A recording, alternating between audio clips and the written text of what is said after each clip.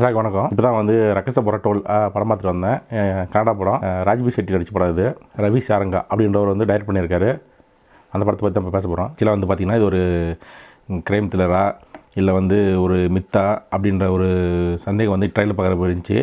படம் பார்க்குறப்பே அது நமக்கு தோணும். ஆனால் படம் பார்த்துட்டு வந்தப்போ அது வேறு ஒன்றா தோணும். அதை பற்றி நான் உங்ககிட்ட சொல்ல மாட்டேன்.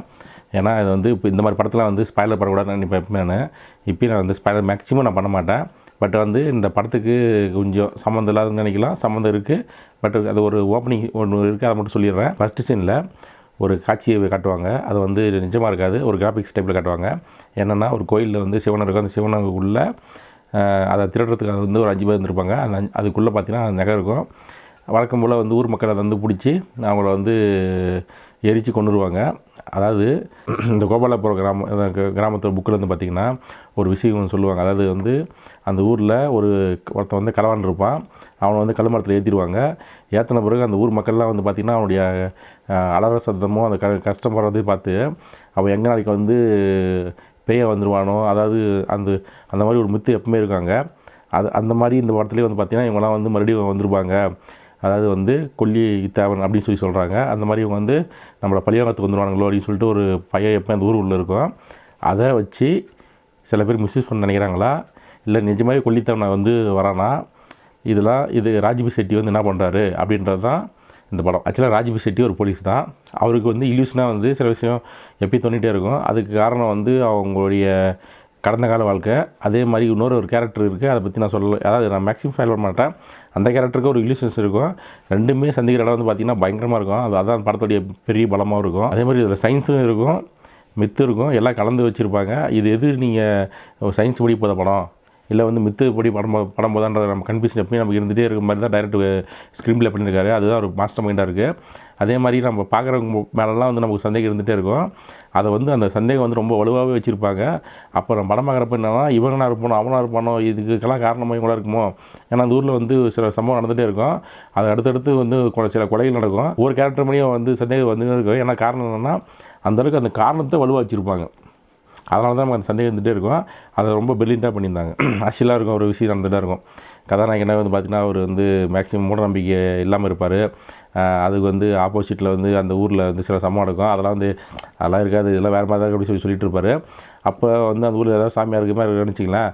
அவர் சொல்கிறதெல்லாம் பார்த்துட்டு இவரெல்லாம் வந்து என்ன தெரியும் இருக்குது, இவர் வந்து அந்த மூட நம்பிக்கையில் மூழ்கி போயிட்டான்னு சொல்லுவாங்க.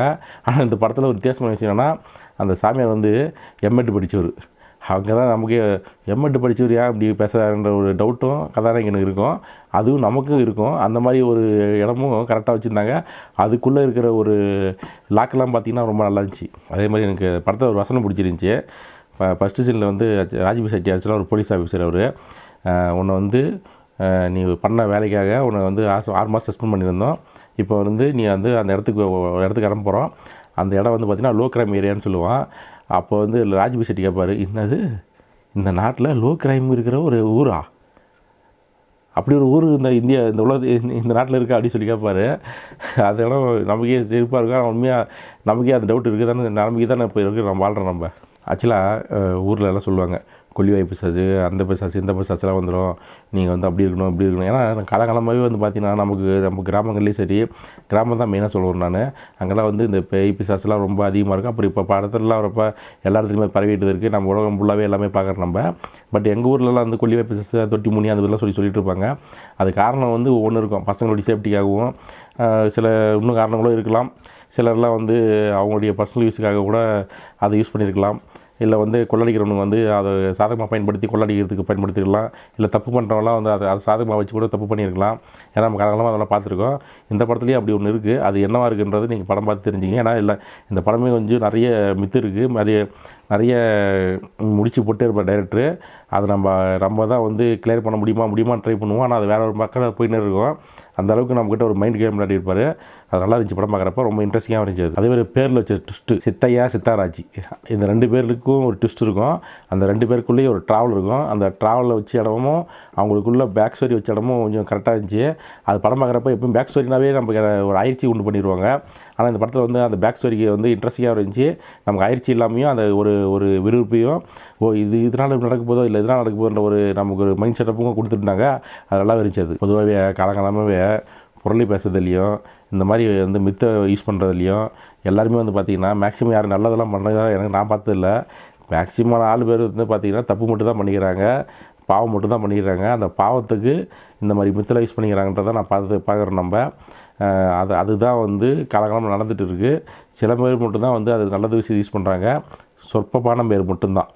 ஆனால் மற்றவங்க எல்லாருமே வந்து இந்த மாதிரி மூட நம்பிக்கைகளையும் மாய கண்கட்டி விதிகள்லாம் வச்சுட்டு பாவம் செய்கிறது அதிகமாக பயன்படுத்துகிறாங்க. இந்த படத்தில் வேறு ஒன்று பயன்படுத்திக்கிறாங்க, அது நீங்கள் படம் பாருங்கள், அப்போ உங்களுக்கு அது புரியும். அதே மாதிரி இதில் சுடுகாட்டில் பணம் அரிக்கிற ஒரு கேரக்டர் இருக்கும், அது மேலே ஒரு போர்ட்ரேட் வச்சுருப்பாங்க. அது நமக்கே பார்க்குறப்ப கூட ஒரு டவுட் இருக்கும், என்னடா இப்படி இருக்குமோ அப்படின்ட்டு. ஆனால் அதெல்லாம் தப்பு. அவங்க வந்து அவங்க வாழ்வாதாரமே ரொம்ப கஷ்டமாக இருக்குது. ஆனால் அதுக்காக இந்த அளவுக்குலாம் இறங்க மாட்டாங்கன்றதையும் ஒரு நியாயப்படுத்தி வச்சுருந்தது நல்லா இருந்துச்சு. ராஜ்பி செட்டி வந்து ஒரு போலீஸ் ஆஃபீஸராக இருந்தாலையும் அவர் அதை பற்றி கேர் பண்ணாமல் அவர் ஒரு வேறு உலகத்திலே வாழ்ந்துட்டு இருப்பார். அதுக்கு காரணம் வந்து அவருக்கு ஒரு இல்யூஷன் இருக்கும். அந்த இல்யூஷன் ஏன் வருதுன்றது, அதனால என்ன பிரச்சனைன்றதெல்லாம் அது படத்தோட கனெக்ட் ஆகி வரப்போ கொஞ்சம் இன்ட்ரெஸ்டிங்காக இருக்கும். அதை நம்ம ஸ்பாயில் பண்ண விரும்பலை. ஏன்னா அந்த படத்தை நீங்கள் தேட்டரில் போய் பாருங்கள். மேக்ஸிமமான விஷயம் பார்த்தீங்கன்னா பேக்ரவுண்ட் ஸ்கோரும் சரி, அந்த காட்சி அமைப்புகளும் சரி ரொம்ப நல்லா எழுதியிருந்தாங்க, நல்லா இன்ட்ரெஸ்டிங்காக இருந்துச்சு. நீங்கள் கண்டிப்பாக அந்த படத்தை தேட்டரில் பார்க்குறப்ப தான் உங்களுக்கு அது ஒரு எக்ஸ்பீரியன்ஸ் கொடுக்கும். பொதுவாகவே வந்து மலையாள சினிமா வந்து க்ரைம் த்ரில்லர்னால் வந்து அவங்க வேறு ஒரு சேனலில் ட்ரை பண்ணுவாங்க. பட்டு கர்நாடக இண்டஸ்ட்ரியில் வந்து எப்பவுமே என்னென்னா இந்த மித்தை பயன்படுத்தி க்ரைம் த்ரில்லராக மாற்றுறதுல வந்து அவங்க ரொம்ப ஜகஜால கிளாடின்னு சொல்லலாம். அதுக்கு உதாரணமும் நிறைய படம் இருக்குது. ரங்கி தாரங்கா 2015 வந்த படம், கன்னட படம். அந்த படம் வந்து யாராவது பார்க்கணும்னா கண்டிப்பாக பார்த்துருங்க. அந்த படத்துக்கு இந்த படத்துக்கு சம்மந்தம் இல்லை, ஆனால் அதுவும் ஒரு மித்தை வச்சு கொண்டு போகிற கதை தான். செம்ம ஸ்க்ரீன் ப்ளே, செம்ம படம் அது.